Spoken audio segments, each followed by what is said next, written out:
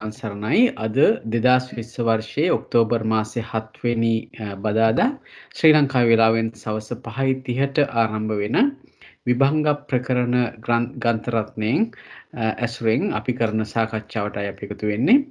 අදත් අපට විභංග ප්‍රකරණයේ කරුණු මතු කර දීම සඳහා ශ්‍රී ලංකාවේ සිට සම්බන්ධ වෙනවා අපේ විද්‍යාරත්න ගුරුතුමා. විද්‍යාරත්න සර් අපි ඔබතුමා මේ දහම් මණ්ඩපයට ඉතාමත්ම ගෞරවයෙන් පිළිගන්නවා. ඒ වගේම ඔබතුමාට යොමු වෙනවා අද දවසට නියමිත දහම් කරුණු අපට කියා දෙන්න ලෙසට. තෙරුවන් සරණයි. තෙරුවන් සරණයි සියලු දෙනාටම. නමෝ තස්ස භගවතු අරහතෝ සම්මා සම්බුද්දස්ස. නමෝ තස්ස භගවතු අරහතෝ සම්මා සම්බුද්දස්ස. නමෝ තස්ස භගවතු අරහතෝ සම්මා සම්බුද්දස්ස. බුද්ධං සරණං ගච්ඡාමි ධම්මං සරණං ගච්ඡාමි සංඝං සරණං ගච්ඡාමි ဒုတိယံ පි බුද්ධං සරණං ගච්ඡාමි ဒုတိယံ පි ධම්මං සරණං ගච්ඡාමි ဒုတိယံ පි සංඝං සරණං ගච්ඡාමි တတိယံ පි බුද්ධං සරණං ගච්ඡාමි တတိယံ පි ධම්මං සරණං ගච්ඡාමි တတိယံ පි සංඝං සරණං ගච්ඡාමි පාණාතිපාතා වේරමණී සික්ඛාපදං සමාදියාමි අදින්නා දාන වේරමණී සික්ඛාපදං සමාදියාමි කාමේසු මිච්ඡාචාරා වේරමණී සික්ඛාපදං සමාදියාමි මුසාවාදා වේරමණී සික්ඛාපදං සමාදියාමි සුරාමේරේ මජ්ජපමා දට්ඨානා වේරමණී සික්ඛාපදං සමාදියාමි. සියලු දෙනාටම තෙරුවන් සරණයි. අපිට මං හිතන්නේ අද සාකච්ඡා කරන්න තියෙන්නේ සතිපට්ඨාන විභංගය. එහෙම නේද ජයන්ත මහත්මයා? එහෙමයි සර්. මම හිතන්නේ අපි මේ ගිය සතියේ අපි මේ පටිච්ච සමුප්පාද විභංගය අවසන් කරා කියලා තමයි මම හිතන්නේ. එහෙම නොත් එතනින් එහාට තමයි අද තියෙන්නේ සර්. අපි සතිපට්ඨාන විභංගයේ පෙළපොතේ සතිපට්ඨාන විභංගයේ තියෙන්නේ 341 වෙනි ඡේදයේ 341 වෙනි පිටුවේ සතිපට්ඨාන විභංගය විභංග ප්‍රකරණයේදී සුත්තාන්ත භාජනීය අභිධර්ම භාජනීය පංච පුච්චක කියන ණයකම තුනෙන්ම විභාග කරනවා. එතකොට සතිපට්ඨාන විභංගයේදී අපි දකිනවා මහා සතිපට්ඨාන සූත්‍රයයි සතිපට්ඨාන විභංගයයි අතර සම්බන්ධතාවයක් අපි දකිනවා. එතකොට සතිපට්ඨාන විභංගයේ කුමන කොටස්ද මහා සතිපට්ඨාන සූත්‍රයෙන් දේශනා කරන්න තියෙන්නේ කියන එකත් අපි අදහසක් ගත්තොත් මම හිතන්නේ හොඳයි වගේ කල්පනා කරනවා. එතකොට ජයන්ත මහත්තයා අපිට ගන්න පුළුවන් ද පෙළ පොත ඉන්නකට? හොඳයි මම ආරාධනා කරනවා ශ්‍රීමති මහත්මිය ඔබතුමීට පුළුවන් ද අපිට මේ දර්ශන පතේ ලබා දෙන්න? හොඳයි. පේනවා. එතකොට සතිපට්ඨාන විභංගය මොකද්ද මේ සතිපට්ඨාන කියන එක ගැන පොඩ්ඩක් අපි කතා කරලා ගියොත් හොඳයි කියලා මම හිතුවා. ඒක අටුවාවේ තියෙනවා සතිපට්ඨාන කියන එක පොඩ්ඩක් විග්‍රහ කළා. ඒ කියන්නේ මම මෙතනින් අට කතාවට පොඩ්ඩක් අරගෙන යන්නම්. අට කතාව පිටුව පෙන්වන්න ඕනේ නැහැ. මේකෙම තියාගනිමු. සතිපට්ඨානියෝ 4 දෙනෙකි. එතකොට මේ චත්තාරෝ සතිපට්ඨානා කියලා තමයි පටන් ගන්නෙ. එතකොට සතිපට්ඨානියෝ 4 දෙනා. මෙතන වචන දෙකක් තියෙනවා. එකක් චත්තාරෝ. චත්තාර කියන්නේ 4ක් වෙන සතිපට්ඨාන. මොකක්ද සතිපට්ඨානය කියන්නේ? මෙන්න මෙහෙමයි අට කතාවේදී විස්තර කරන්නේ. සිහියේ පීඨීම සතිපට්ඨානයයි. එක ආකාරයකින් කියනවා. එක ආකාරයකින් කියනකොට සිහියේ පිහිටීම සතිපට්ඨානයයි. තවත් ආකාරයකින් කියනවා යැටීම් ඇලීම් ඉක්ම වූ බව සතිපට්ඨානයයි කියලා තවත් අවස්ථාවක අට කතාවේ විස්තර කරනවා. තවත් අවස්ථාවක සතිපට්ඨානයේ විස්තර කරනවා සිහියම පිහිටුවීම අර්ථයෙන් සතිපට්ඨාන වේ. එතකොට මේ කාරණා තුනම එකතු කරලා කියනවා සතියද එය වැටහීමද සතිපට්ඨානය වේ. සතියද එය වැටහීමද සතිපට්ඨානයේ වේ. සතිපට්ඨාන අර්ථ තුනකින් අට කතාවේදී විස්තර කරනවා. මේ කුමක්ද සතිපට්ඨාන කියන එකේ අර්ථය? එතකොට සතිපට්ඨානය සතර දෙනෙකි. මෙතන විස්තර කරනවා ඉදබික්කු අජ්ජත්තං කායේ කායානුපස්සී විහෙරති. ඒ කියන්නේ මේ සස්නේ බාන කෙලස්තවන වීරේ යුක්ත වේ සම්‍යක් ඥාන ඇත්තේ ස්මෘති ඇත්තේ කාය සංකාත ලෝකේ අවිද්‍යාව සහ දෝමනසේ දුරුකොට තමාගේ කයේ කය අනුව බලමින් වෙසෙයි.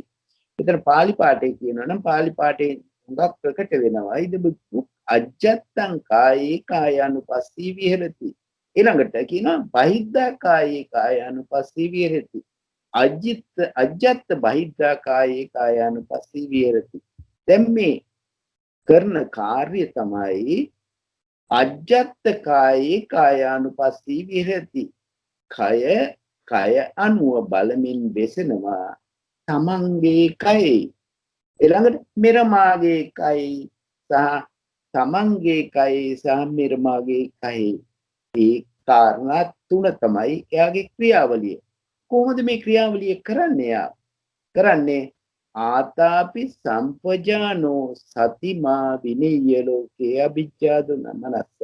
මේ සිතේ ඇතිවන ධර්ම ස්වභාවය තමයි ආතාපි සම්පජානෝ සතිමා විනීය ලෝකේ අභිජ්ජාදු මනස. මේ වචන ටිකේ ඊටාම ගැඹුරක් තියෙනවා. ඒ ගැඹුර අපි නැවත බලමු.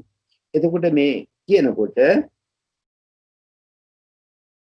කෙලස් තවන මේක අර්ථය යම්කිසි අර්ථයක් ගන්නකොට අපිට ගන්න පුළුවන් කෙලස් තවන වීරියෙන් යුක්තව නුවණින් යුක්තව සති සම්පජාණයෙන් යුක්තව අවිද්‍යාව ඇලීම සහ ගැටීමෙන් තොරව පංචස්කන්ධ සංඛ්‍යාත මේ ලෝකෙහි කාය ලෝකෙහි එයා අනුපස්සීව වාසය කරනවා. මෙන්න මේ කාරණය තමයි එතන රළු වශයෙන් බැලුවාම තියෙන කාරණය.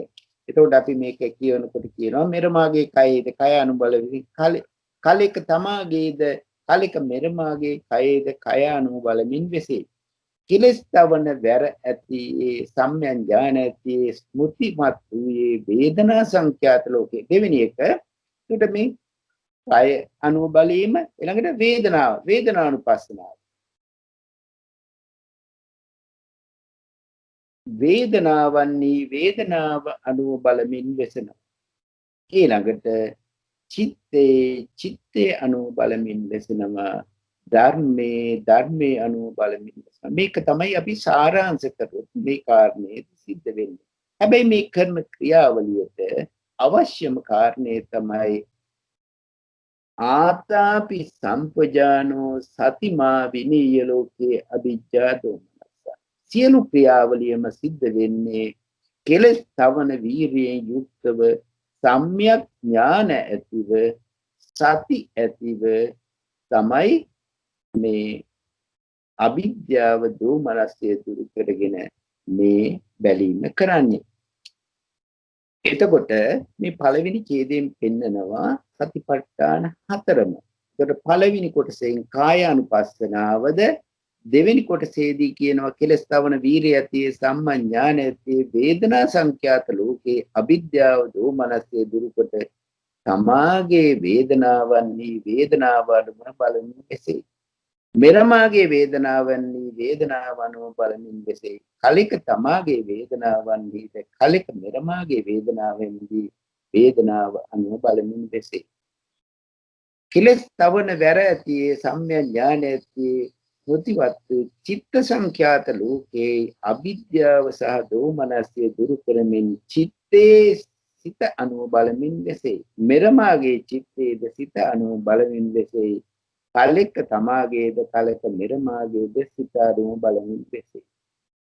ඊට පස්සේ අවසානයේ තියෙනවා තමාගේ ඊළඟට චිත්තයෙන් පස්සේ කෙලස් තවන වැර ඇත්තේ සම්‍යක් ඥාන ඇත්තේ ස්මෘතිමත් වූයේ නීවරණාදී ධර්ම සංඛ්‍යාත ලෝකේ අවිද්‍යාව හා දෝමනස්ය දුරුකොට තමාගේ නීවරණ ආදී ධර්මයන්ගේ ධර්මයේ අනුව බලමින් වෙසෙනවා.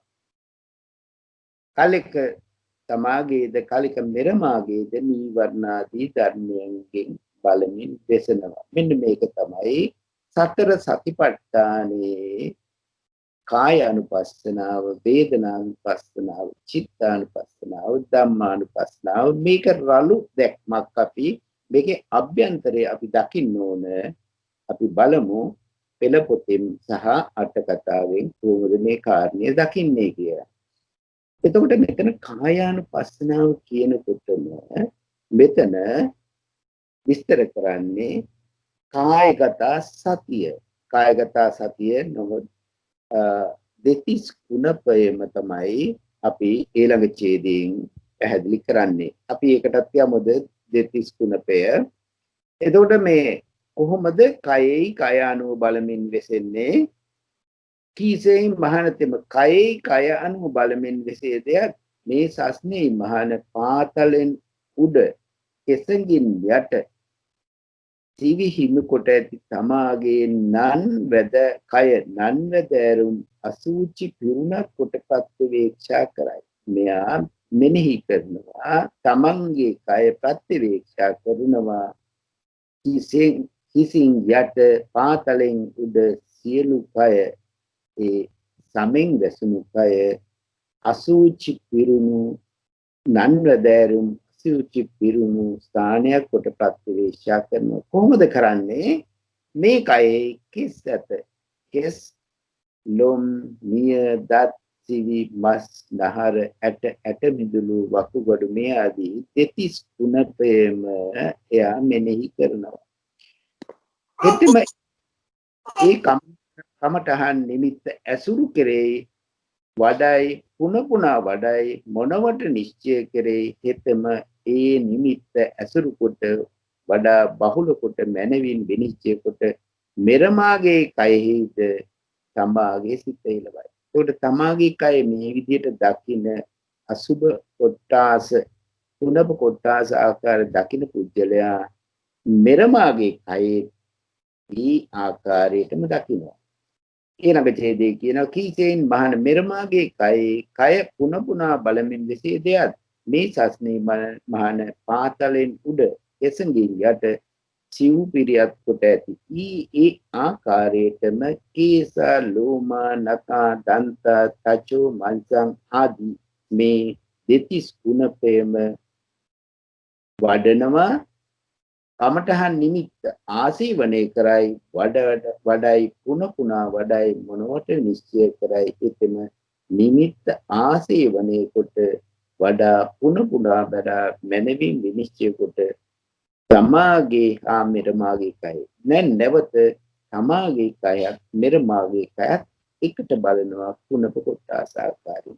අපි මේ කාරණය මේ ටික අපි බලලා අට කතාවෙන් මේ ආකාරයේ මේක තවදුරටත් පැහැදිලි කරමු. කොහොමද මෙයා බලන්නේ?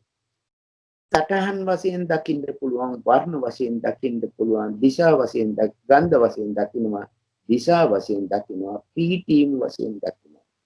දැන් මේ කාරණේ අපි දකිනකොට අපි මේ තියෙන කායික කොටස් බෙදා දකින්න ස්වභාවයෙන් නැවතත් සත්‍යයක් නැති කරන ස්වභාවයෙන් තියෙනවා. ඒ කියන්නේ මගේ කෙස්, මගේ සම, මගේ කියන සම මගේ කොටස් වෙන වෙනම දකින්න ස්වභාවයක් තියෙනවා.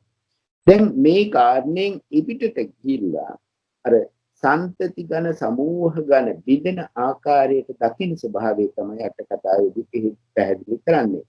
දැන් අපි දැක්කොත් එහෙම අපි උදාහරණයක් වශයෙන් අපිට ප්‍රකට උදාහරණයක් වශයෙන් ගත්තොත් අපි දකිනවා දුම්හිද දියැල්ල කියනකොට අපි දන්නවා මොකද්ද දියැල්ල? මේක බදුල්ලට ළඟ කිලෝමීටර් 10ක් විතර දුරින් තියෙන දුම්හිද දියැල්ල. ඒ දවස්වලත් තිබුණා, දැනුත් තියෙනවා, හෙටත් තියෙනවා.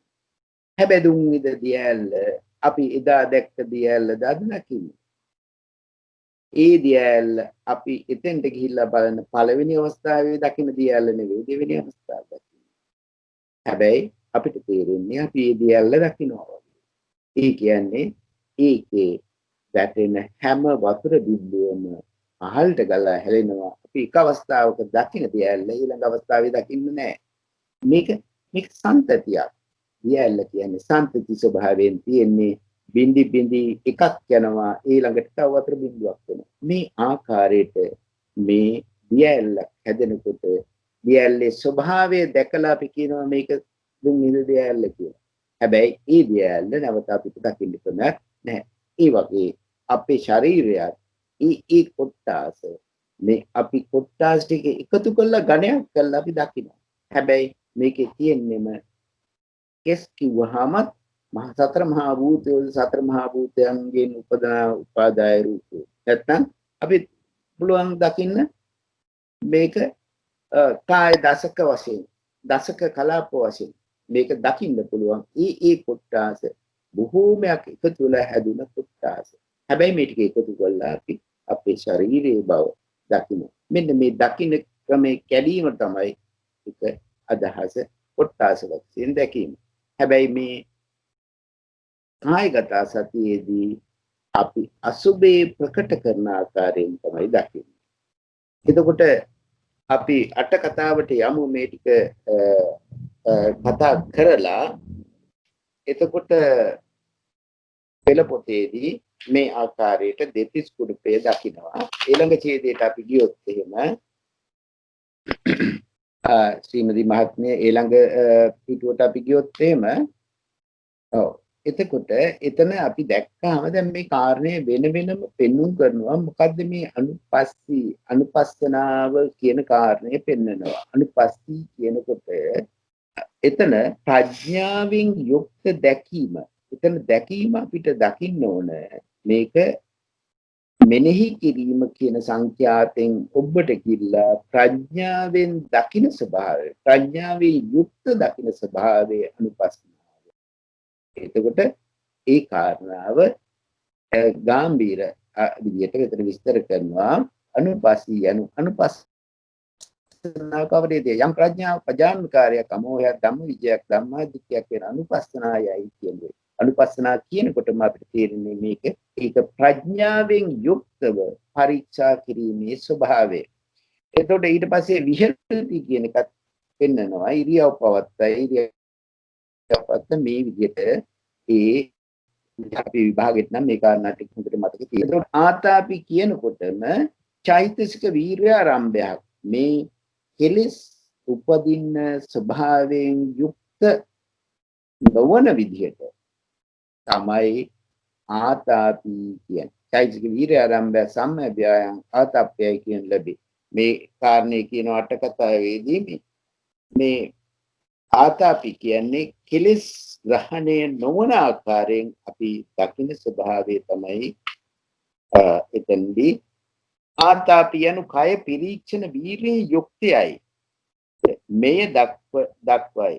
ඒ කාලයේදී වීර්යෙන් භවත්‍රේ කෙලෙසුන්ගේ තැවීම වශයෙන් ආතාපයයි කියන ලැබේ. භවත්‍රේම කෙලෙසුන් තවන ස්වභාවයෙන් තමයි ආතාපි කියන්නේ.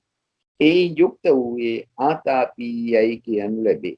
ඒතර සම්පජානෝ කියනකොට යන් කය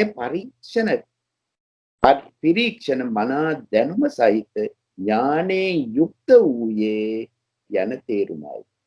එතකොට සතිමා කියනකොට කය පිරීක්ෂණ සිහියෙන් යුක්ත වූයේ සිහියෙන් අරමුණ පරීක්ෂා ප්‍රඥාවෙන් විමසා බලයි යනකොට ඒක තමයි සතිමා කියන්නේ.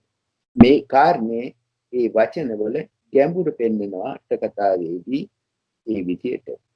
එතකොට මේ විදිහට සතිමා විනේය ලෝකයේ අවිද්‍යා දෝමනස්සං විනේය ලෝකයේ අවිද්‍යා දෝමනස්සං කියනකොට මෙතන විස්තර කරනවා ලෝකේ කියන්නේ ලෝකේ කවරේද?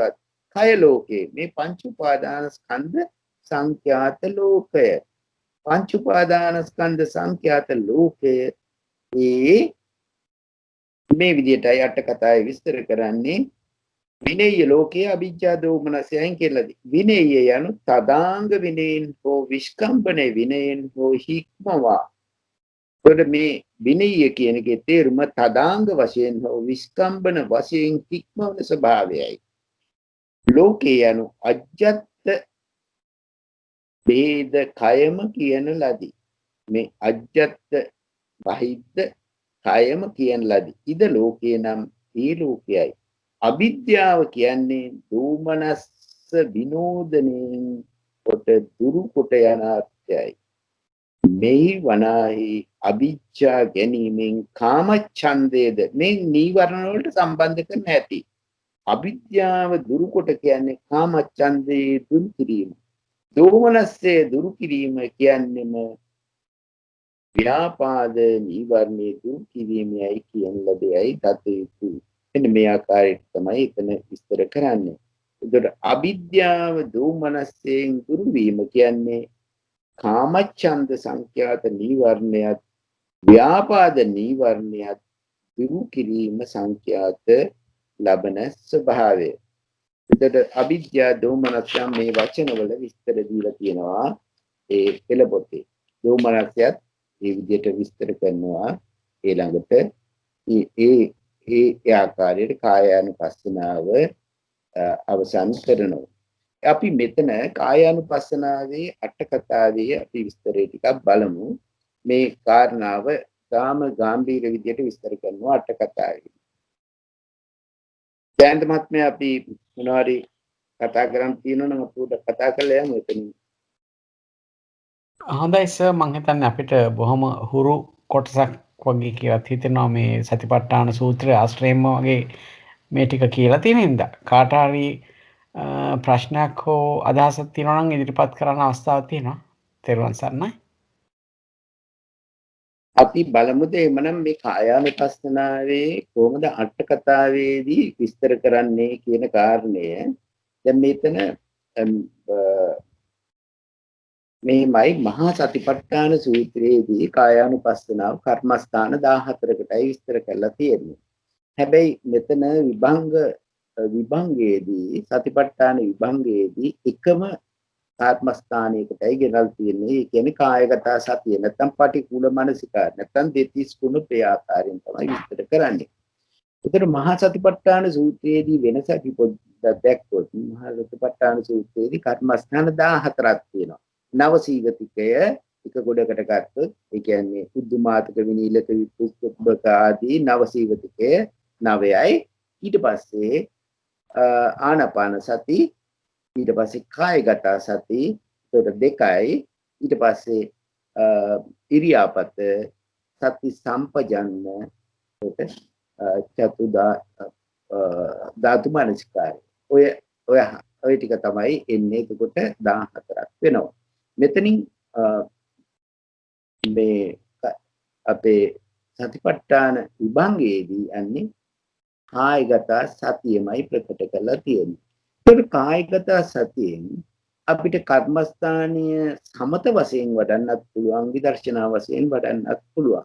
සමත වශයෙන් වඩනවා කියන්නේ මේකෙන් අර්පණා උපදින ආකාරයේ දකින්න ස්වභාවය. එතකොට මේ සමත වශයෙන් වඩලා කොහොමද මෙයා අර්පණා ගන්නෙ? එතකොට දෙතිස් කුණපයක් කුණප කොටාස එකින් එකට වඩනවා. වඩනකොට බොහෝ කාරණා එකින් එකට මාරු වෙවි යනවා. කොහොමද එකෙන් අපි අර්පණා, ඒ කියන්නේ පරිකර්ම නිමිත්තත් උපචාර නිමිත්තත් වඩන්නේ? යම්කිසි මහත්මයෙකුට ඒක විස්තර කරන්න පුළුවන්ද?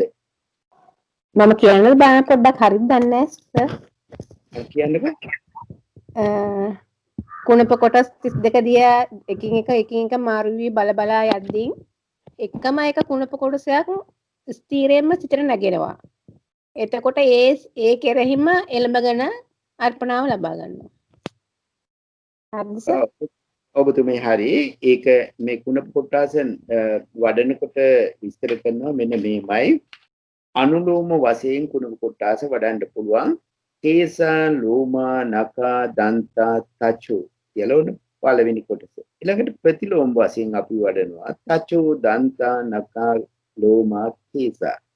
ඊළඟට අනතුරුව ඊළඟ චක්ක පංචකයට යනකොට මන්සන් නහරු අට්ටි මිඤ්ඤා වක්කං කියා නැවත ඒක අනුලෝමය. ඊළඟට නැවත ප්‍රතිලෝම වශයෙන් වක්කං අට්ටි මිඤ්ඤා අට්ටින් නහරු මන්සන් තචෝ දන්ත නකා කීසා ලෝමා කීසායයි කියුති. එතකොට දැන් මේ පටිලෝම එනකොට පළවෙනි පහ පටිලෝමේ ඒ විදිහටම ඇවිල්ලා දෙවෙනි පහ කිව්වම අයිසරෙන් මුලටම එනවා. මුලටම ඇවිල්ලා එතකොට 10ක්ම කියවෙනවා. ඊට පස්සේ පප්පාස පංචකයක් කියවනවා. හදේ යකනම් කිලෝමකම් පිහකම් පප්පාසං කියා නැවත පටිලෝම වශයෙන් පප්පාසම් පිහකම් කිලෝමකම් යකනම් හදයන් වක්කම් අට්ටිමින්ජා අට්ටින් නහරු මන්සන් තචෝ දන්තා නකා කේසා ලෝමා කේසා කියලා ආපහු මුලටම එනවා. කියන්නේ පහක් ඉදිරියට ගිහිල්ලා පහ පළවෙනි සැරේ පස්සට එනවා ප්‍රතිලෝම වශයෙන්. ඊට පස්සේ දෙවෙනි පංචකේ ගත්තාම ඒකත් ඉදිරියට ගිහිල්ලා ආපහු එනකොට මුලටම එනවා. මෙන්න මේ විදිහටයි අනුලෝම වශයෙන් පටිලෝම වශයෙන් මේ කුණප කොටාසේ වඩන ක්‍රමය. මේක දිගටම කියනකොට බොහෝ විස්තර වශයෙන් ඒක විස්තර කරනවා. එතකොට මේ හැම අවස්ථාවකම Taman දකින්න ඕන මේ වර්ණ වශයෙන් දකින්න මේ ඒක ලක්ෂණ වශයෙන් දකින්නවා ඒ කේසා කියනකොට වර්ණ වශයෙන් දකින්නවා ඒ වචනය ළඟට සංඨාන වශයෙන් ඒ කියන්නේ සතහන් වශයෙන් දකින්නවා දිසා වශයෙන් දකින්නවා අවකාශය නැත්තම් පරිච්ඡේදයේ වශයෙන් දකින්නවා ඒ ගුණ කොටාසේ අපි දකින්නවා වර්ණ ලක්ෂණ වර්ණ සංඨාන දිසා අවකාශ පරිච්ඡේද වශයෙන් මේ ගුණ කොටාසේ දකින්නවා මෙහිම දකින්නකොට ඒ දකින්න වලින් අර අසුබේම ප්‍රකට වෙන විදිහට තමයි මේවා දකින්න ඕනේ. දැන් මේ මහත්මයේ කිව්ව ආකාරයට මේ කුණප කොටාස අපි සමත වශයෙන් වඩනකොට ඒ කියන්නේ අර්පණා උපදවන ආකාරයට දකින්නකොට යම් කිසි පරිකර්ම නිමිත්තක් ග්‍රහණය කරන්න ඕනේ. පරිකර්ම නිමිත්තක් ග්‍රහණය කරනකොට එතන එක ධර්මතාවක ස්ථිරතාවයක් ආවේ නැත්නම් අපිට අර්පණා උපදවන්න බෑ. මම ඒකට ඒකේ කාරණයක් කියන්නම්. මේ 32 එකින් එක බලබලා යන පුජ්‍යලයට එකක් ප්‍රකට වෙනවා. එකක් ප්‍රකට වෙනකොට ඒ ප්‍රකට වුණ කාරණය එයා ඇසුරු කරනවා පරිකර්ම නිමිත්තට. මේකට උදාහරණයක් දීලා තියෙනවා. තල්ගස් 32ක් ඇති තල්වනයක වාසය කරන වඳුරකු අල්ලා ගැනීමට සිදු වැද්දෙක්. දැන් තල්ගත් 32ක් තියෙනවා. ඒකේ වඳුරෙක් ඉන්නවා. වඳුර අල්ලා ගන්න යම් කිසි වැද්දෙක් මහන්සි දරනවා. එයා ඊතරෙන් එකට විදිනකොට වඳුර අනික් එකට පයින්නවා. මේ විදිහට එකින් එක තල්ගසට පැනලා වඳුරා යම් කිසි අවස්ථාවක මහන්සි වීමෙන් එක තල්ගසක කරටි අල්ලා ගන්නවා. එතකොට අදබරවල් ලගන්න පුළුවන්. මේ වගේ යම් කිසි ක්‍රමයකින් මේ කුණප කොටාස එකින් එකන කුණපයා ග්‍රහණය කරගන්න. ඒ ආකාරයට අර්පණා උපදවන්න පුළුවන්. ඒකෙන් පරිකර්ම නිමිත්ත ගත්තාම පරිකර්ම නිමිත්තෙන් ඊට පස්සේ උපචාර ආදී අර්පණා උපදවන්න පුළුවන්. ඒක එක ආකාරයක්. තවත් ආකාරයක් කියනවා මේක අට කතාවේ විස්තර කරනවා මේ හැම කුණප කොටාසෙම අසුබේම ප්‍රකට කරනවා. අසුබේම ප්‍රකට කරනකොට අසුබේ ප්‍රකට කිරීමෙන් සියලු කුණප කොටාසෙම අසුබයි කියලා එක සිතක් උපදිනවා. එක සිතක් උපදිනකොට ඒ එක සිත වශයෙන් මෙයාට ඒ එක සිත අර්පණා මට්ටමට අරන් යන්න පුළුවන්. ඒක හරියට විස්තර කරනවා වර්ණ 32ක තියෙන මල් දම්වැලක් මල් වලින් හැදුව මල් මාලයක් එක සැරේ බලනකොට එකම දම්වැලක් ආකාරයෙන් දකින්නාසේ එකම සිතකින් කුණප 32ම අසුබ යන අසුබ ස්වභාවයෙන්ම එයා ග්‍රහණය කරගන්න. එතකොට අසුබයයි කියලා අවසානයේ ග්‍රහණය කරන ස්වභාවය එයාට ඒක පටිභාග නිමිත්ත ආකාරයට ඇවිල්ලා එයාට අර්පණා ප්‍රාප්ත වෙනවා. අන්න ඒ විදිහට එකම සිතක් සියලු කොට්ටාස මේකට හොඳ උදාහරණයක් දීලා තියෙනවා දේශනාවලදී මම ඇහුවා. එක පාසලක ඉන්නවා ළමයි 32ක්. ඒ පාසලේ ඉන්න ළමයි 30 දෙනාගෙන් දැන් දැනගන්න ඕනේ මේගොල්ලන්ගේ ඉංග්‍රීසි ප්‍රවණතාවය දැනගන්න. මේක අපේ කාශිප උඩුදුම්බර කාශිප හාමුදුරුවෝ විතර භාවිත කරන උපමාවක්. ඒගොල්ලන්ගේ ඉංග්‍රීසි ප්‍රගුණතාවය ඉංග්‍රීසි වල තියෙන දක්ෂතාවය හොයන්න එක ළමයෙකුගෙන් අහලා බලනවා මෙයාගේ ඉංග්‍රීසිය හොඳයිද කියලා. ප්‍රශ්න කරලා බලුවම එයා හොඳයි. දෙවෙනි එක්කෙනාගෙත් අහලා බලනවා. දෙවෙනි එක්කෙනාත් හොඳයි. තුන්වෙනි එක්කෙනාගෙත් අහලා බලනවා. තුන්වෙනි එක්කෙනා හොඳයි. දැන් සිතක් පහළ වෙලා තියෙනවා තුන් දෙනෙක්ම හොඳයි කියලා. මේ විදිහට 30 දෙනාම බලන් ඉස්සෙලා එයාට මඳ හරියට බලනකොට එයාට හිතෙනවා මේ සියලු දෙනාටම අහඹු ලෙස ගත්ත ළමයි නිසා මේ සියල්ලම හොඳයි කියලා. අන්න ඒ වගේ මේ සියලුම 32ම එකම අසුබ කර්මස්ථානයකට ගැටෙනවා. අන්න ඒ විදිහට අසුබ කර්මස්ථානය ප්‍රකට කරන එක ක්‍රමයක්. එතකොට අසුබ කර්මස්ථානයෙන් අර්පණා උපදවන්න පුළුවන් ප්‍රථම ධානය. එහෙමනම් ඇයි ද්විතීය ධානය උපදවන්න බැරි?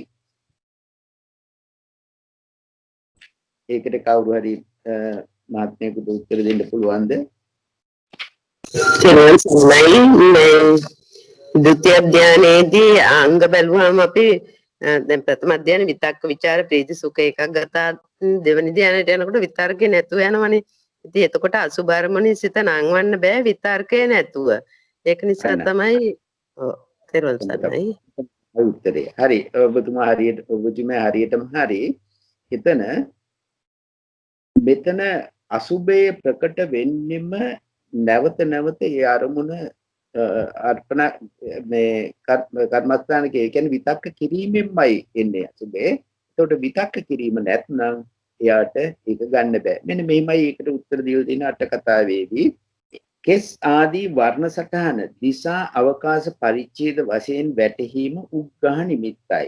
එතකොට මේ කෙස් ආදී ඒ වගේ දිසා අවකාශ පරිච්ඡේද වශයෙන් වැටහීම උග්ඝහ නිමිත්තයි.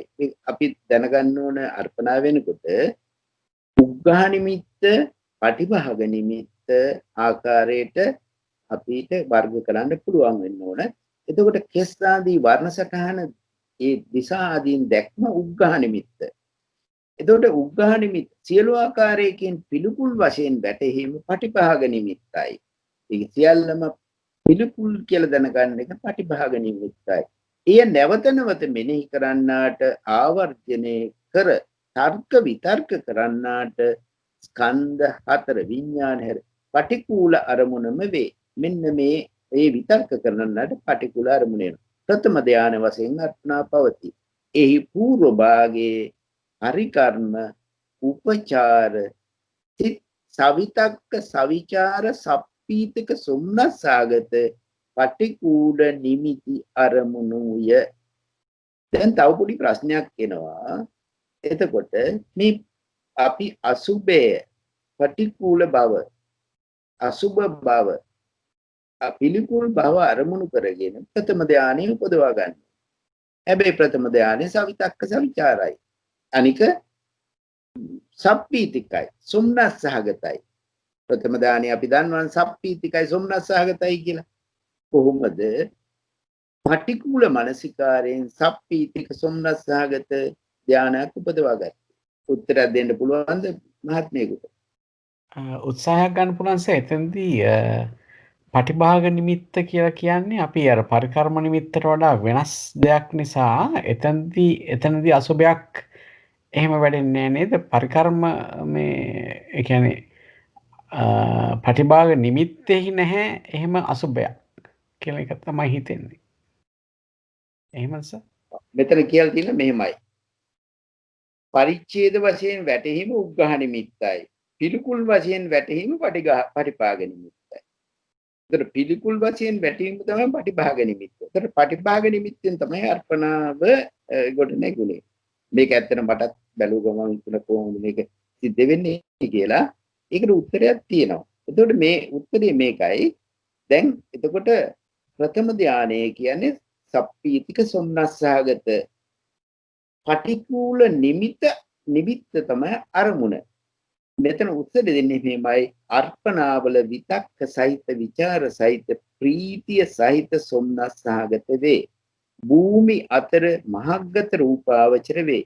පිළිකුලෙහිද මේ අරමුණේ ආනිසංස දැකීමෙන් සොම්නස උපදී. පිළිකුලෙහිද මේ අරමුණේ ආනිසංස දැකීමෙන් සොම්නස උපදී. එතකොට පිළිකුලේ ආනිසංස දැකීම සංඛ්‍යාතව තමයි එතන සොම්නස් උපදින්නේ. එක අරමුණක බලයෙන් ඒ උපදී. මෙන්න මේ ආකාරයට නැත්නම් අපිට විස්තර කරන්න බෑ. මොකද පිළිකුලම තමයි පටිඝාග නිමිත්ත. හැබැයි ඒ පිළිකුලේ ආනිසංස පිළිකුල් අරමුණේ ආනිසංස දැකීමෙන් සොම්නස උපදී. ඒ ආකාරයෙන් තමයි ප්‍රථම ධානයේ සප්පීතික සෝමනස්ස සහගත ධානයකට අපිට අවස්ථාව ලැබෙන්නේ. අර මහත්මිය කිව්වාගේ විතක්කය තියෙන්නම ඕන ඒක උපදවන්න. විතක්කේ ඉක්මීමෙන් පස්සේ ඒක එකඟතාවයට ගන්න බෑ. ඒකින්ද තමයි පටිකූල මානසිකාරයටත් දස අසුබයටත් ප්‍රථම ධානයේ පමණයි ගන්න පුළුවන්. උද්දමාතක විනිලක විපුබ්බකාදී ඒ කර්මස්ථානවලත් ප්‍රථම ධානයේ ගැලවිය ගත හැකි. එතනින් එහාට ගන්න බෑ. ඒක හේතුවම විතක්කේ තමයි ඒකේ අවශ්‍යතාවය. විතක්කේ ඉක්මුවන් පස්සේ ඒක ගන්න බැරි කාරණාව තමයි එතන පෙන්වන්න කරන්නේ. මෙතන අයිසරක් මම කියන්නම් මේ පොතේ කොහොමද ප්‍රකට කරලා තියෙන්නේ අර අසුබ 32 කොහොමද එක අසුබ සිතකට එන්නේ කියන එක මේ විදිහට විස්තර කරලා තියෙනවා. පිළිකුලයි මෙනෙහි කරන්නාට ප්‍රඥප්ති ඉක්මීම් වශයෙන් යම්සේ ඇස් ඇති පුජ්‍යලයකට දෙතිස් වර්ණයෙන් යුත් මල් එක නූලකින් අමුණා මල් මාලාව බලන විට සියලු මල් පෙරපසු නොවි ප්‍රකට වේ. මල් මාලාව විවිධ වර්ණ වලින් හැදුව මල් මාලාව පෙරපසු නොවි එක සිතකට ප්‍රකට වෙනවා. එසේම අත්ති ඉමස්මින් කායේ කේසායයි මෙනෙහි කරන්නාට මෙනෙහි කිරීම අවසාන කොටස වූ මූත්‍රා දක්වා ගමන් කරයි. බාහිර දේද මනසට වැටේ. මෙසේ සියලු කොටස් වල ප්‍රකටව ගමන් කරන්නේ මිනිස් තිරිසන්නාදී සත්වාකාරයේ පහවී ගොස්. එතකොට දැන් මෙතන සත්ත්ව අර සජීවී ස්වභාවයෙන් පහව ගොස් රාශි වශයෙන් වැටේ. අනුභව කරන ආහාර පාන ආදිය මෙන් වැටේ. ඉන්පසු අනුපූර්ව මිදීම වශයෙන් පිළිකුලයයි මෙනෙහි කරන්නාට අනුක්‍රමයෙන් අර්පණාව පහළ වේ. එයාට සියල්ලෙන්ම පිළිකුල විතරක් ප්‍රකට වෙන ස්වභාවය වෙනවා. මේ 32ම එකට අරගෙන. ඒකට හොඳම උදාහරණය මේ මල් මාලාව පෙන්වු කරලා තියෙනවා අට කතාවේ. ඉතා බොහෝ කාරණා තියෙනවා මේ ඔය යම් කිසි එක අරමුණක් ගැනීම සම්බන්ධව එතන විස්තර කරලා තියෙනවා. ඒක ස්වාමීන් වහන්සේ කෙනෙක් පිණ්ඩපාතේ යනකොට මේක අට කතාවේ විස්තර කරනවා උපමාවක් වශයෙන් පිණ්ඩපාතික භික්ෂූන් වහන්සේ නමක් පවුල් 32ක් ඇති ගමක ඇසුරු කර වාසය කරන්නේ. පළමු ගෙදරින් භික්ෂාව දෙකක් ලැබ එකක් අනික් කෙනෙකුට දෙන්නේ. ඊළඟ දවසේ 3ක් ලැබ අනිකෙකුට දෙකක් දෙන්නේ. තුන්වන දිනේ මුලින්ම පාත්‍රයේ පිරෙන්නටම ලැබ ආසන ශාලාවට ගොස් පළඳන්නේ. මෙසේ සම්බන්ධය දත යුතුය. කුල 32ක් ඇති ගම මෙන් මේ දෙතිස් කුණප එය සලකාගෙන පිණ්ඩපාතිකයා යෝගාවචරයාසේ සලකාගෙන ඒ උපමාව ඔහු ඒ ඇසුරු කොට වාසය කරනවා. මෙන් යෝගියා දෙතිස් කොටස් අරමුණු කර පරිකර්ම භාවනා කිරීම. පළමු ගෙදරින් දෙකක් ලැබ එකක් හැරදමා මෙනි දෙවෙනි දිනේදී 3ක් ලැබ දෙකක් හරිනවා මෙන් මෙනෙහි කරන විට නොවැටහෙන ඒවා අත්හැර ඉලඹ වැටහෙන කොටස් දෙකක් පරිකර්ම කිරීම වගේ කියලා විස්තර කරනවා. ඒ කියන්නේ තමන්ට හොඳ ස්ථානයට තමන් අල්ලා ගන්න ස්වභාවයේ පෙන්වු කරන බොහෝ උපමා දෙනවා. මේ කාරණේ සඳහා යම් කිසි කාරණයක් කතා කරන්න පුළුවන් නම් මේ පිළිබඳව අර අර්පණා ඉදීම ගැන අපි කතා කරානේ. මෙතනස් කියන්නේ මේ දැන් Tamanට ප්‍රකට වෙනවා නම් යම් කිසි දෙයක් පිළිකුල් කියලා ඒ ටික ඒ ආකාරයෙන් මෙනෙහි කිරීමක් තමයි තියෙන්නේ. කියන්නේ Tamanට නොවැටහෙනවා නම් යම් තැනක් පිළිකුල් කියලා ඒක අතහැරලා ඊළඟ මේ කුණපයට ගිහිල්ලා ඒ විදිහට බලනවා කියලා නේද සර්? ඔව් අන්න හරි. ඒම තමයි. එතකොට දැන් ඒ 32ම යම් කිසි ආකාරයකට අපිට තේරෙනවා 32ම එකම චිත්තයකින් පිළිකුල්ලියයි කල්පනා කරොත් ඒ කාරණේම අපිට උපචාර මට්ටමට ගෙන්න අර්පණා උපදවන්න පුළුවන් කියලා මේකේ විස්තර කරනවා. ඒ 32ම එකම ආකාරයකට දැකීමෙන් 32ම කුණප කියන කොටාසේ ප්‍රකට කිරීමෙන් ඒක ගන්න පුළුවන්. දැන් අපිට මේ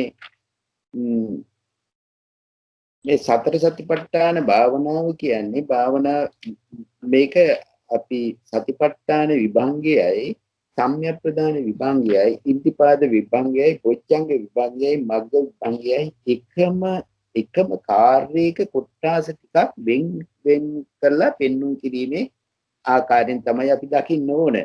මම ඇත්තටම පන්තියේදී නම් ඒ විදිහට තමයි කල්පනා කරන්නේ. ඒ කියන්නේ කරන්නේ එකම දෙයයි. එයා සතිපට්ඨාන භාවනාව.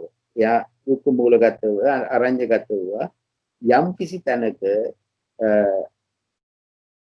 එයා පරියන්කයකට ගිහිල්ලා කරන්නේ මේ කයේ කයano බැලීම හෝ වේදනාවේ වේදනාව බැලීම හෝ චිත්තේ චිත්ත ඒ යම් කිසි ක්‍රමයකින් කර්මස්ථාන වඩනවා. එතකොට අනුපූර්වව එයාගේ අධ්‍යාත්මික ශක්ති ගුණ වගාව වැඩෙන ක්‍රමේ තමයි අපි දකින්නේ සතර සම්‍යක් ප්‍රදාන වශයෙන් සතර ඉද්ධිපාද වශයෙන් බොජ්ජංග වශයෙන් පංචේන්ද්‍රිය වශයෙන් පංච බල වශයෙන් බොජ්ජංග වශයෙන් මග්ග වශයෙන් ඒ වැඩෙන පිළිවෙල පෙන්වු කරනකොට අපි එක එක කොටස් ඉගෙන ගැනීම සංඛ්‍යාතමි සතිපට්ඨානයේ වශයෙන් සතිපට්ඨාන විභංගය අපි වෙන් කරගෙන තමයි මේක කරන්නේ.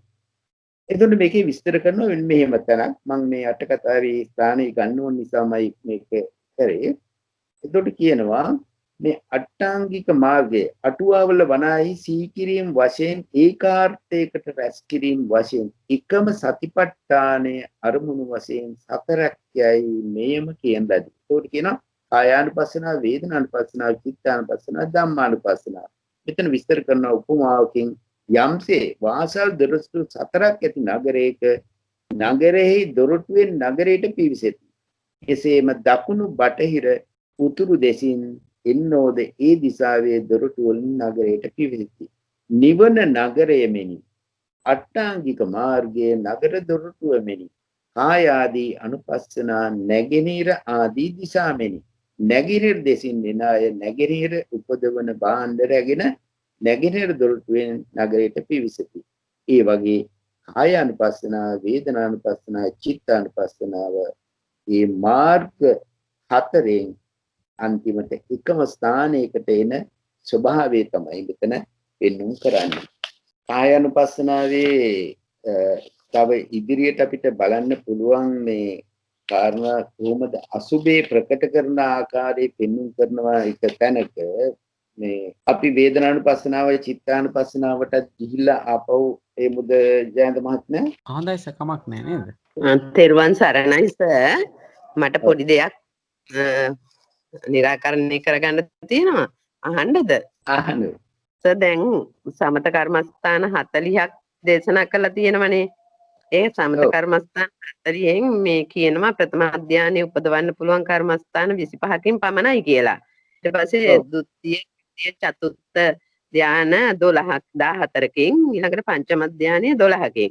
එතකොට සර් දැන් අතන 40ක් දේශනා කරලා තියෙන්නේ ඇයි කියන එක තමයි මේ ප්‍රථම ධානය 25කින් නම් එතකොට ඒ 40ෙන්ම ප්‍රතිභාග නිමිත්ත කරා යන්න පුළුවන්ද ඇයි 40ක් දේශනා කරලා තියෙන්නේ කියන එක පොඩ්ඩක් තේරුම් කරලා දෙන්නද සෝ තේරුවන් සරණයි. ස්ථාන සමත අර්පණා මට්ටමට නොගියත් අනුස්සති කර්මස්ථාන වලින් උපචාර මට්ටමට යන්න පුළුවන්. අනුස්සති කර්මස්ථාන වලින් උපචාර මට්ටමට ගියාම උපචාර ධානයේ ඇති එයාට පාදක සමාධියක් වශයෙන් එතනින් එහාට විදර්ශනාවට භාජනය කරන්න. එතකොට අපි හිතමු අනුස්සති කර්මස්ථාන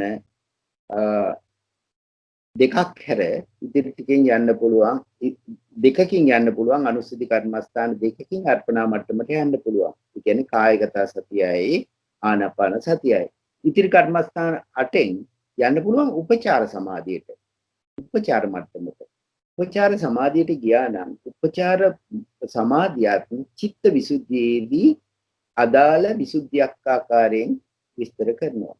එතකොට චිත්ත විසුද්ධිය ලබාගත් පුද්ගලයාට සප්ත විසුද්ධියෙන් තුරින් ඉතින් ඉදිරියට යන්න බැරි කමක් නැහැ. අන්න ඒ ආකාරය තමයි අපි දකින්න වෙන්නේ. කර්මස්ථාන 40න් 25ක් අර්පණ ගන්න පුළුවන්. ඉතිරි කර්මස්ථාන වලින් ගන්න පුළුවන් උපචාර සමාධි අවස්ථාව. බොහොම පිං තෙරුවන් සරණයි. ඊට පස්සේ අපි කර්මස්ථාන වේදනානුපස්සනාවට යමුද? වේදනානුපස්සනාවේ හරි 547 මේ වේදනානුපස්සනාව කර්මස්ථානයේට කොහොමද විස්තර කරලා තියෙන්නේ? එතකොට එතන තියෙන කතංජ බික්ඛු අජ්ජත්තං වේදනාසු වේදනානුපස්සී විහෙරති. ඉද බික්ඛු සුඛං වේදනං වේදියමානෝ සුඛං වේදං වේදියමානෝ පජානාති. කියන්නේ සුඛ වේදනාව විඳිනුයි සුඛ වේදනාව විඳිනුයි දැනගනි. එතකොට මෙතන එකම දෙයයි කරන්නේ මේ පුද්ගලයා කරන්නේ වේදනාව විඳින ස්වභාවය දැනගන්නවා. එයා මොනවට විනිශ්චය කරනවා. ඒ වේදනාවේ ස්වභාවය දකිනවා. අපි මේක අට කතාවෙන් බලමු මේ කාරණේ කොහොමද විස්තර කරන්නේ කියලා. කායික හෝ චෛතසික හෝ සුඛ වේදනාවක් විඳිනේ සුඛ වේදනාව විඳිනේ දැනගනි. එතකොට දුක්ඛ වේදනාව විඳිනේ දුක්ඛ වේදනාව විඳිනේ දැනගනි. උපේක්ෂා වේදනාව උපේක්ෂා වේදනාව දැනගනි. සාමිස ඊළඟට මේක බෙදනවා. සුඛ වේදනාව සාමිස සුඛ නිරාමිස සුඛ කියලා. සාමිස කියන්නේ පංචකාම ගුණ නිස්සිත වූ සුඛය. ඒ සාමිස සුඛ වේදිනුවේ සාමිස සුඛ විඳිනේ දැනගනි. නිරාමිස සුඛ විඳිනුවේ නිරාමිස සුඛ විඳිනේ.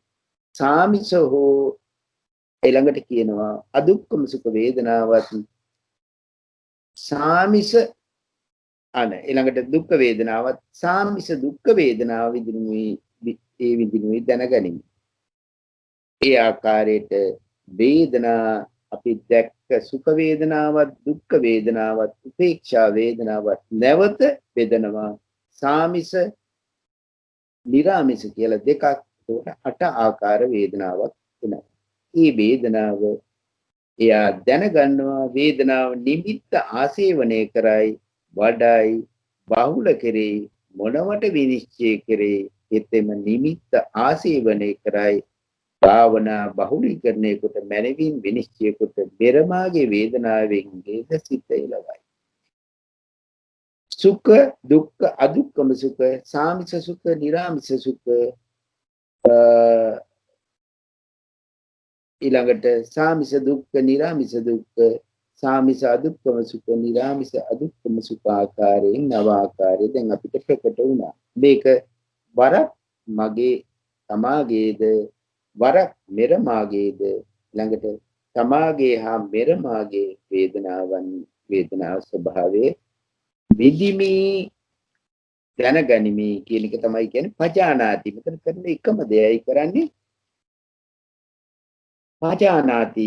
පජානාති ස්වභාවය. කියන්නේ දැනගනිමි කියන ස්වභාවයෙන් තමයි මේ එතන විස්තර කරන්නේ. කොහොමද මේ ආකාරයෙන් මේ දැකීමේ ස්වභාවය කියන එක අපි අට කතාවෙන් බලමු. ඒ කරන්නේ කොහොමද? ආතාපි සම්පජානෝ සතිමා විනය්‍ය ලෝකේ අභිජ්ජාදෝ මනස්සං. එයා කරන්නේ එකම ආකාරයෙන් එයා අනුපස්සනාව කරන්නේ කෙලස් තවන වීරියෙන් යුක්තව සති සම්පජඤ්ඤයෙන් යුක්තව ඇලීමෙන් සහ ගැටීමෙන් තොරව.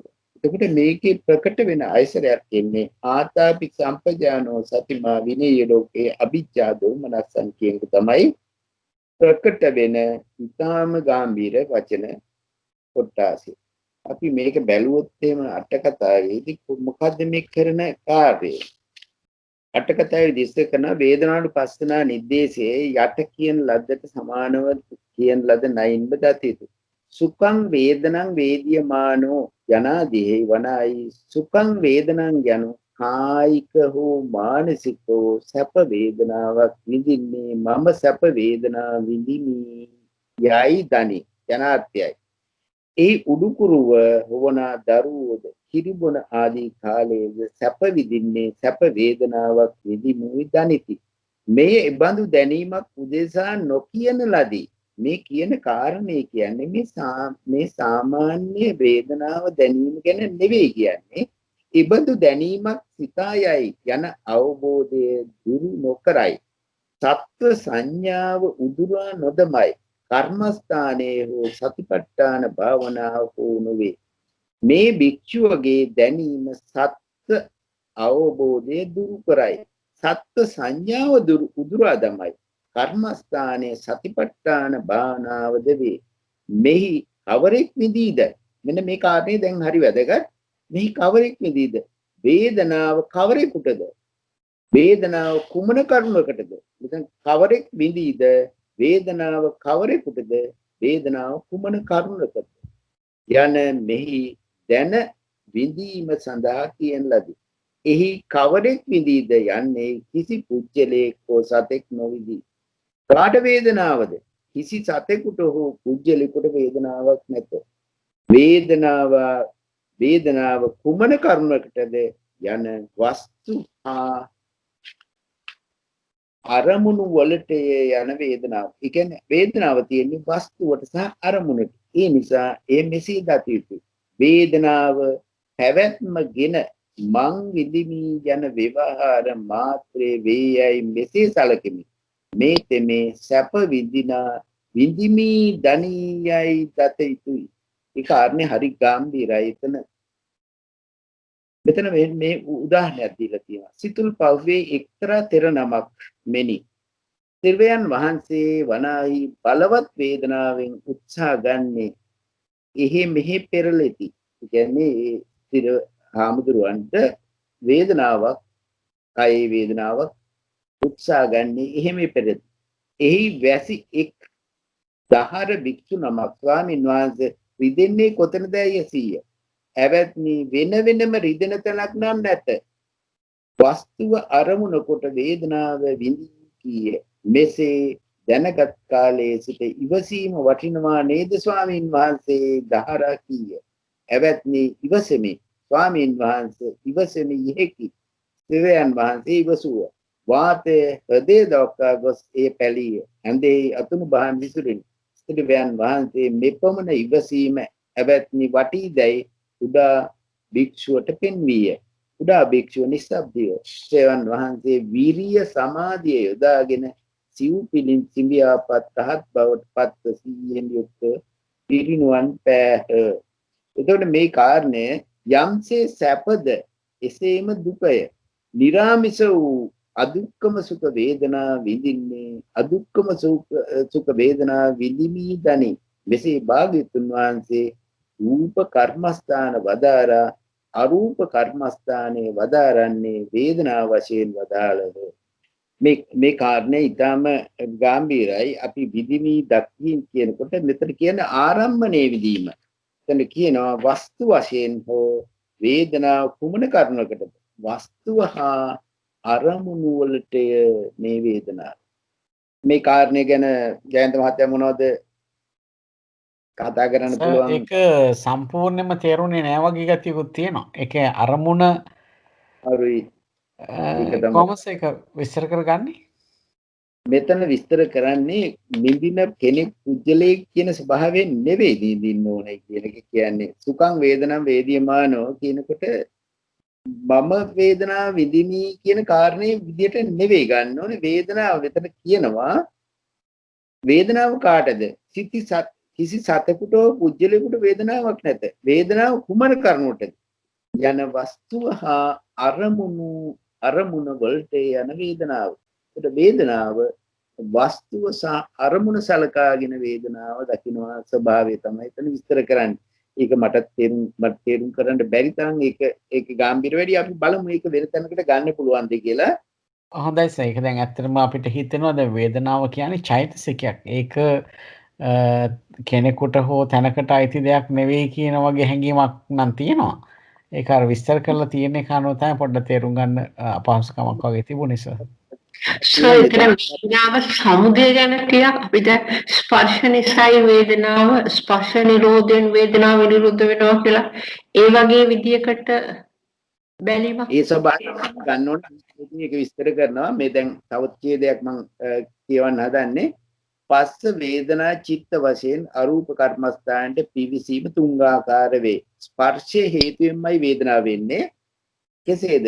සමහර කෙනෙකුට සංක්ෂේපයෙන් හෝ විස්තර වශයෙන් අරූප කර්මස්ථානයේ පරීක්ෂා කරන විට ඒ අරමුණේ චිත්ත චෛතසිකයන්ගේ පළමුවන පිවිසීමෙන් ඒ අරමුණ ස්පර්ශ කෙරෙමින් උපදින ස්පර්ශය ප්‍රකට වේ. සමහර කෙනෙකුට මේ අරූප කර්මස්ථාන අරූප කියන්නේ මේ වේදනා ආදී නාම සංකාත කර්මස්ථාන එයාට ස්පර්ශය ප්‍රකට වෙනවා. සමහර කෙනෙකුට ඒ අරමුණ විඳින වේදනාව උපදී. ඒතකොට එකිනෙකට ස්පර්ශය මෙතන කියන පස්ස වේදනා චිත්ත කියන අරූප කර්මස්ථාන තුන තමයි අරන් තියෙන්නේ. සමහර කට්ටිය ස්පර්ශය ප්‍රකට වෙනවා, සමහර කට්ටියට වේදනාව ප්‍රකට වෙනවා. ඒ අරමුණ හැඳින ගන්නා සංඥාව සිතන්නා වූ චේතනාවද දැනගන්නා වූ විඥානයේද උපදී. මේ චිත්ත ස්වභාවේන සංඥා ස්වභාවේනවා ඊට පස්සේ චේතනා ස්වභාවේනවා විඥානෙත්. ස්පර්ශ පංචකයේ මේ පස්ස පංචකය ගැන කතා කරන්නේ. පස්ස පංචකයේ විමසීම කරයි. යමෙකුට වේදනාව ප්‍රකට වේද එයද වේදනාව පමණක් නූපදී. එය සමග අරමුණ ස්පර්ශ කරන ස්පර්ශයේද උපදී. හැඳින ගන්නා වූ සංඥාවද සිතන්නා වූ චේතනාවද දැනගන්නා වූ විඥානයේද උපදී. ස්පර්ශ පංචකයේ විමසයි. මේ කියන්නේ පස්ස පංචකේ. අපි කියනවානේ පස්ස හෝති වේදනා හෝති සංඥා හෝති චේතනා හෝති චිත්තං හෝති කියන ස්වභාවයේ අර චිත්තෝත්පාද කාණ්ඩේ මෙන්න මේ ප්‍රකට කරනවා ඒ පස්ස පංචකේ. යමෙකුට විඥානයේ ප්‍රකට වේද එයද තනිව විඥානයේ පමණක් නූපදී. එය සමග ඒ අරමුණ ස්පර්ශ කරන ස්පර්ශයේද විඳින වේදනාවද හැඳින ගන්නා සංඥාවද සිතන්නා වූ චේතනාවද උපදී. ස්පර්ශයේ පස්වෙනි කොටම විමසයි. ඒ පස්වෙනි ධර්මය කුමක් ඇසුරු කරද්දයි පරීක්ෂා කරන්නේ වස්තු ආශ්‍රිතයයි දැනගනි. දැන් එතකොට පස්සේ කියනකොටම වස්තු ආශ්‍රිත වෙනවා. ඒ කියන්නේ මේ චක්කු වස්තුවට ආශ්‍රිතයි ස්පර්ශය. වස්තු නම් කරජ කයයි. ඒ කියන්නේ වස්තුව නම් කරජ කයයි. ඒ කියන්නේ චක්කුව කියන්නේ කරජ කයට සම්බන්ධයි. යමක් උදෙසා කියන ලදද මගේ මේ විඥානයේ මෙහි ආශ්‍රිතේ මෙහි බැඳුනේ ඒ අර්ථයේ වශයෙන් හේතු වශයෙන්ද උපාදාය රූපයෝය. දැන් ඒ කරජ කය ඇස කියනකොට උපාදාය රූපය. මෙසේ මෙහි ස්පර්ශයේ පස්වෙනි කොට ඇති වස්තු රූපය නාමයයි නාම රූපයයි දකි. දැන් එතකොට මෙයා දකිනවා අතන නාමය කියන්නේ ස්පර්ශ, රූපය කියන්නේ කරජ කය. මේ නාම රූපේ දකි. මේ රූපේ රූපස්කන්ධයයි නාමයේ සතර අරූපස්කන්ධයයි පංචස්කන්ධේ මාත්‍රේ වේ. දැන් මේ කාරණේට දැන් පංචස්කන්ධේ ආපු හැටි එතන පැහැදිලි වුණා නේද? එතන පංචස්කන්ධේ නාම රූප විනිර්මුක්තය. පංචස්කන්ධේ නාම රූප විනිර්මුක්තය. පංචස්කන්ධයෙන් විනිර්මුක්ත නාම රූප නැත. හරි. පංචස්කන්ධේ කුමන හේතුවකින් පවතීද? පරීක්ෂා කරන්නේ අවිද්‍යාව හේතුකය. දකි. එයින් ප්‍රත්‍යසා ප්‍රත්‍යුත්පන්නේ දැර අන්‍ය සත්‍යෙක් උජ්ජලෙක් හෝ නැත. පිරිසුදු සංස්කාර රාශියයි ප්‍රත්‍ය සහිත නාම රූප වශයෙන් ත්‍රිලක්ෂණයක් නගා විදර්ශනා පිළිවෙලින් අනිත්‍ය දුක්ඛ අනාත්මේ විමසයි.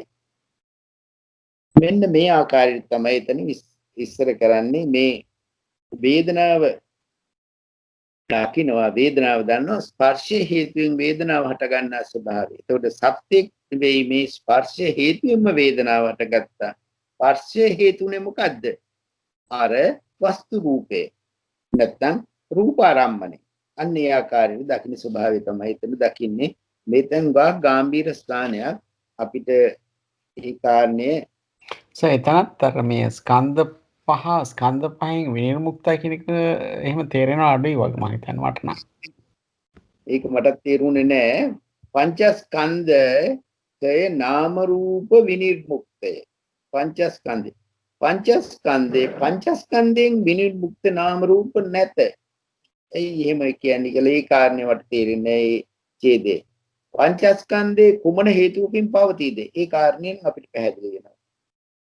මෙන්න මේ විදිහට ඒ වේදනානුපස්සනාවේ අපි දකින්න ස්වභාවයේ මේ විදිහටයි. ඒ කියන්නේ අපි දකින්නේ සුඛ වේදනා විදිනු දැනගැනීමේ අදුක්කම සුඛ වේදනා විදිනු දැක මේ විදිහට තමයි වේදනානුපස්සනාව පෙළපොතේ පෙන්눔 කරන්නේ. ඒ පෙළපොතේ පෙන්눔 කරන කේතා ගාම්භීර ස්ථානයකට යනවා. ඒ කාරණේ විතරයි මම මෙතන පෙන්වුවේ. එතකොට වේදනානුපස්සනාවත් කරන කාර්යය කරන්නේ අර අවිද්‍යාව දෝමනස්ය දුරුකොට විනය ලෝකයේ අවිද්‍යාව දෝමනස්යන්. ඒකට අපිට විභංග ප්‍රකරණේ මේ සතිපට්ඨාන විභංගයේ ආකාරයට ඉගෙන ගන්නවා නම් මේ කාරණේ ඇති ගැඹුරින් දකින්නවා නම් මේ කාරණේට ඇතුළට දකින්න ඕනේ කියන එකයි කාරණේ. අපි මේ චිත්තානුපස්සනාවට ගිහිල්ලා කතා කරමු දෙන්න. හොඳයි සර්. චිත්තානුපස්සනාව වෙන්නේ 459 වෙනි ඡේදයේ.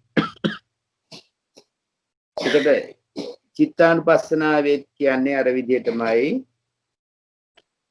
පතඤ්ඤ බික්ඛු අජ්ජත්තං චිත්තේ චිත්තානුපස්සේ විහෙරති දෙබික්ඛු සරාගං වා චිත්තං සරාගං මේ චිත්තං පජානාති විතරාග චිත්තං විතරාජං.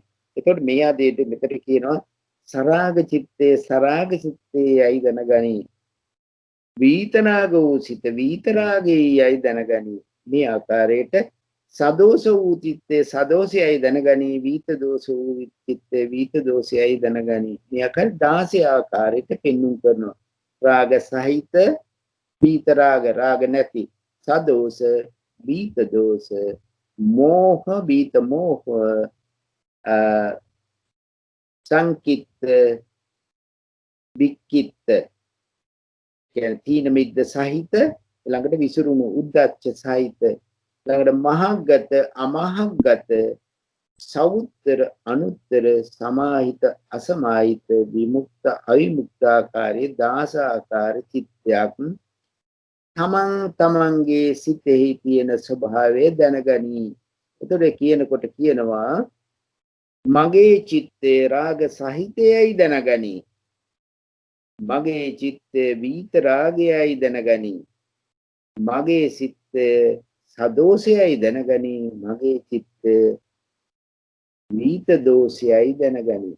මේ ආකාරයට 16 ආකාරයටම සිතේ ස්වභාවය දැනගන්නා ස්වභාවයම තමයි එතකොට චිත්තානුපස්සනාවේ තමාගේ චිත්තය ගැන කියන්නේ. මේ විදිහට නිමිත්ත ආසේ වෙනකොට භාවනා කොට පුනා මනවින් විනිශ්චය කොට මෙරමාගේ සිතේ ඊට පස්සේ මෙරමාගේ සිතෙත් බලනවා එයාගේ සිත රාග සහිතද විත රාගද සදෝෂද විත දෝෂද මෝහද විත මෝහද ඊළඟට සංකිට්ඨද වික්කිට්ඨද මහග්ගතද අමහග්ගතද සෞත්තරද අනුත්තර සමාහිතද අසමාහිත විමුක්තද අවිමුක්තද කියලා දැකීමේ ස්වභාවය තමයි එතන ප්‍රකට කරන්නේ. එතන ප්‍රකට කරලා ඊට පස්සේ තමාගේ සිත තහ මෙරමාගේ සිත එකට අරගෙන ඒ දෙකේ ඒ ස්වභාවය දැනගන්න එක තමයි ඊළඟ ඡේද දෙකෙන් පෙන්වුම් කරන්නේ.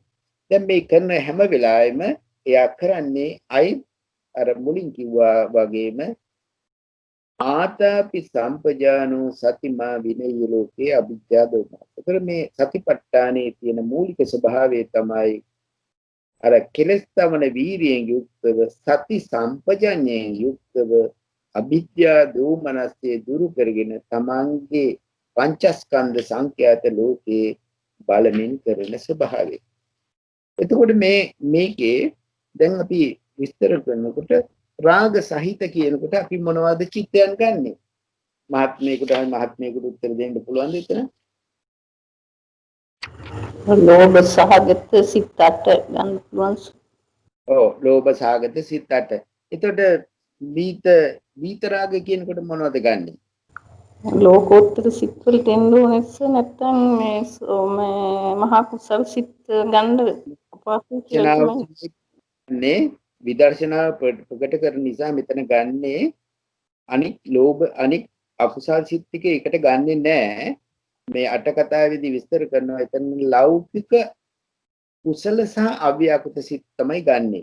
ඒකට ලෝකෝත්තර සිත් ගන්නෑ. මේ විදර්ශනාවටමයි මේක භාජනය කරන්නේ නේ. එතකොට විත රාග කියන්නේ ලෞකික කුසල සිත් ටිකයි අව්‍යාකෘත සිත් ටිකයි. ඒ කියන්නේ කුසල් සිත් ටිකයි ක්‍රියා සිත් ටිකයි ගන්නවා අව්‍යාකෘත සිත් ටිකයි ගන්නවා ඒ විත රාගාකාරයෙන්. ඊළඟට විත දෝෂ කියනකොට දෝෂ සිත් දෙක තමයි සදෝෂ සිත් දෙක. විත දෝෂ සිත් දෙක කියලා ගන්නකොට ලෞකික කුසල සහ අව්‍යාකෘතමයි. දස අකුසලය දස අකුසල් සිත් කියන්නේ අකුසල් සිත් ටික පද දෙකටම ගන්නෙ නැහැ. සමෝහ චිත්ත කියනකොට මෝහ සහිත විචිකිච්ඡා සහ උද්ධච්ච සිත ගන්නවා. ඒතකොට විත මෝහ වෙනකොට මොනවද ගන්නෙ? විත මෝහ වලට ගන්නෙ ලෞකික කුසල සහ අව්‍යාකෘත සිත්.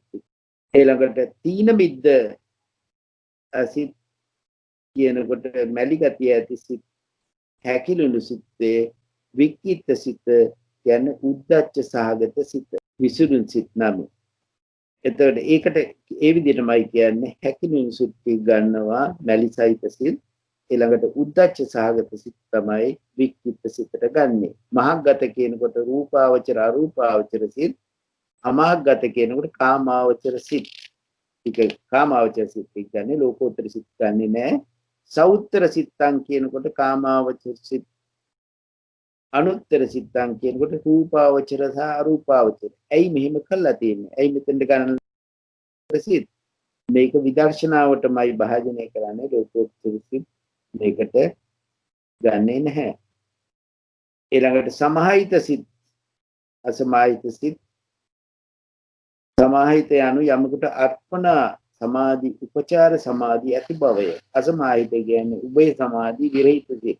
ඒකට සමාහිත කියනකොට අර්පණා සහ උපචාර සමාධි දෙකම එකට ගන්නවා. ඒ සිත් ටික ගන්නවා. අසමාහිත කියනකොට ඒ සමාධි දෙක නැති සිත්. එතකොට මෙතන විමුක්තං කියනකොට විමුක්ත බව කියන්නේ තදාංග විස්කම්බන විමුක්ති වශයෙන් මිදීමේ. අවිමුක්තං කියන්නේ උභය විමුක්ති විරහිත.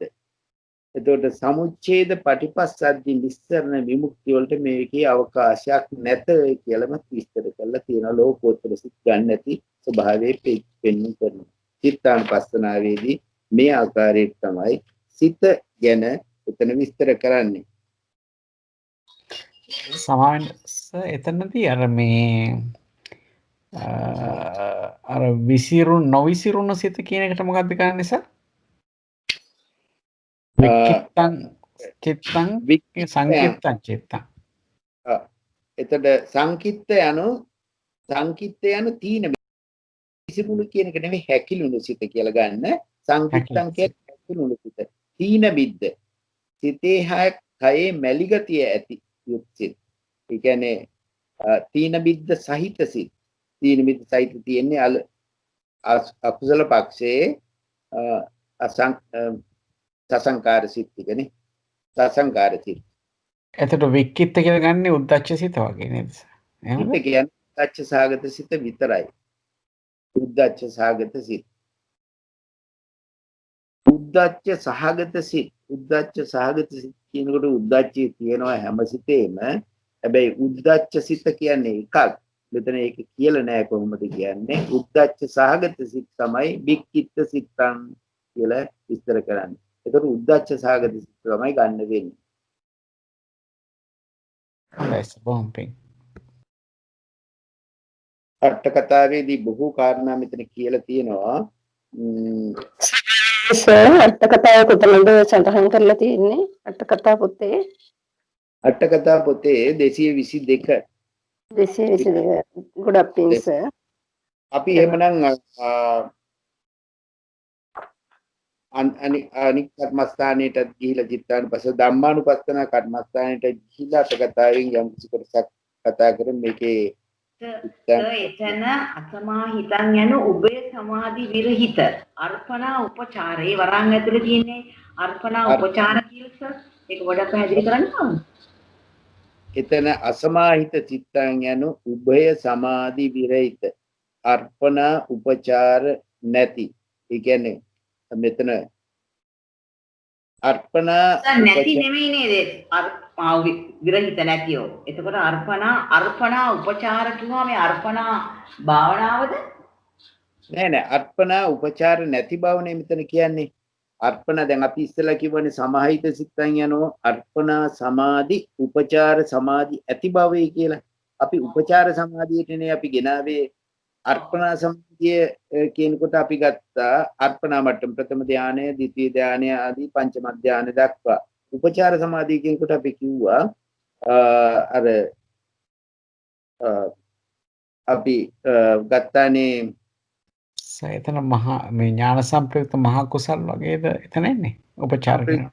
කුසල් අපි ඉස්සෙල්ලා කතා කරේ කර්මස්ථාන වලින් සමහර කර්මස්ථාන වලින් යන්න බෑ කියලා අර්පණා වලට. මොකද ඒ කර්මස්ථාන ටික අපි කිව්වේ කායගත සති ආනපානී අනුස්සති 10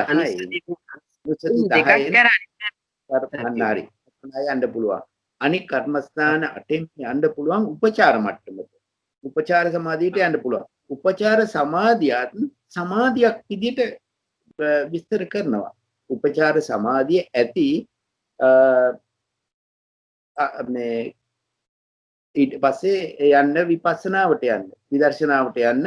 ඔක මට මතකයි ඔක විස්තර කරලා තියෙනවා විසුද්ධි මාර්ගයේදී චිත්ත විසුද්ධිය විස්තර කරන තැන උපචාර සමාධියත් ඒ විසුද්ධියේ ගානට වැටෙනවා. එතකොට අර කර්මස්ථාන 8ත් භාවිත කරන්න පුළුවන්. මෙතන කියනකොට එතකොට සමාධි අසමාහිත කියනකොට අසමාහිත කියන්නේ අර්පණා හෝ උපචාර සමාධි නොමැති බවයි අසමාහිත කියලා විස්තර කරන්නේ. ඒක පැහැදිලි නේද එතන? පැහැදිලි සර්. මේ මම හිතන්නේ සර් දැන් පැය කමාරක් විතර දිගටම විස්තර කරා. අපිට සර්ට එම අපහසුතාවයක් තියෙනවා නම් අපිට අනිත් දවසේ ඉතුරු ටික කරන්න පුළුවන් නේද? නේද? එහෙම කරමු නේද? මේක අමාරුයි. ප්‍රකට විදියට ගොඩාක් ලියලා තියෙනවා අට කතාවෙන් වාක් කාරණා ගන්න පුළුවන්. මේකේ පෙළ පොතේ තියෙන්නේ මේ මාතෘකා වශයෙන් වගේ තමයි තියෙන්නේ. පෙළ පොතේ තියෙන එක අපිට පුළුවන් වෙන්න ඕන විස්තර කරලා කියන්න. මේ විභංගයේ වශයෙන් සතිපට්ඨාන විභංගයේ වශයෙන් මූලික කර්ම දැනගත්තාම ඇති විභාගෙට නම් හැබැයි එතනින් ඈතට යනවා නම් මේ කාරණේ පැහැදිලි වෙන්න ඕන. එහෙමනම් අපි ධම්මානුපස්සනාව ඊළඟ දවසට දාමුද? ඔව් සමහර හිතනවා එහෙම හොඳයි කියලා. අද පැය කමාරක් විතර දැන් දිගටම කතා කළා. අපි එහෙම කරමු සර්. එහෙනම් අපි එහෙනම් අද අපි අද දවසේ සාකච්ඡාව නිමා කරමු. හොඳයි මම කැමති කවුරු හරි ඉදිරිපත් වෙනවා නම් අද දවසේ පුණ්‍ය අනුමෝදනාව කරන්න කාට හරි ඉදිරිපත් වෙන්න පුළුවන්ද? තෙරුවන් සරණයි. තෙරුවන් සරණයි. ජයන්ත මහත්තයා මම කරන්නද? හොඳයි කරන්න මහත්මිය. තෙරුවන් සරණයි. දවසේ අපි පුණ්‍ය අනුමෝදනාවට සාවධාන වෙමු. අද දවසෙත් මේ උතුම් දහම් පියසට පැමිණිලා විද්‍යාරත්න සර් විශාල වශයෙන් දහම් කරුණු අපිට පැහැදිලි කරලා දුන්නා. ඉතින් අපි ඒ ධර්ම ශ්‍රවණය කිරීමනුත් විද්‍යාරත්න සර් දහම් දේශනා කිරීමනුත් අපි ලබා ගත්තා වූ මහා කුසල සම්පත්තිය පළමු කොට අපි ලෝකයේ ශාසනයත් අපවත් ආරක්ෂා කරන්නා වූ ඉන්ද්‍රෝපේන්ද්‍රාදී සමර්ථ දිව්‍ය කැල වෙත පින් පඬුරක්සේ අනුමෝදන් කරවමු. ආකාශට්ටා ච බුම්මට්ටා දේවානාගා මහිද්దికා පුඤ්ඤන්තං අනුමෝදිත්වා චිරන් රක්칸තු සම්බුද්ධ ශාසනං චිරන් රක්칸තු සම්බුද්ධ දේශනං චිරන් රක්칸තු සම්බුද්ධ ශ්‍රාවකං එත්තාවතා චම්මේහි සම්පතම් පුඤ්ඤ සම්පදං සබ්බේ දේවා අනුමෝදන්තු සබ්බ සම්පatti සිද්ධියා සබ්බේ භූතා අනුමෝදන්තු සබ්බ සම්පatti සිද්ධියා සබ්බේ සත්තා අනුමෝදන්තු සබ්බ සම්පatti සිද්ධියා. ඒ වගේම අප සියලු දෙනා නමින් ඔබ මා නමින් මේ පරිලව ගිය පින් ගන්න පුළුවන් තරම් ඉන්න පින් අනුමෝදන් වෙන සතුටෙන් ඉන්න සියලු දෙනාටත් මේ ආත්ම භාවයේදී නෙමෙයි සසර පුරාම කවදා හරි අපෙන් පින් ගන්න ඇවිල්ලා ඉන්නවනම් අපි එයට පින් දෙමු මෛත්‍රී සහගත සිතින් ඉදම් මේ ඥාතීනං හෝතු සුඛිතා හොන්තු ඥාතයෝ ඉදං ෝ ඥාතීනං හෝතු සුඛිතා හොන්තු ඥාතයෝ ඉදං ෝ ඥාතීනං හෝතු සුඛිතා හොන්තු ඥාතයෝ. ඒ වගේම විද්‍යාරත්නස මේ අද දවසේ පන්තියට සහභාගී වෙන්නේ නැහැ කියලා ඉඳලත් එතුමාගේ තියෙන ඒ නිර්හංකාර කම නිසා කෙසේ වුණත් අපි කොරෝනා නිසා අද දවසෙත් ඔබතුමාට පන්තිය පවත්වන්නට හැකියාව ලැබුණා. ඒ වගේම විද්‍යාරත්න මැතිණිය අසනීපෙන් ඉන්නවා කිව්වා. එතුමියටත් අපි නිරෝගී සුවය ප්‍රාර්ථනා කරමු.